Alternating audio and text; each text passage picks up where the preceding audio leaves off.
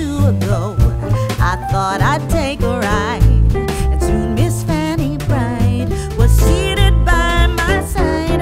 The horse was lean and lame, misfortune seemed his lot. He got into a drift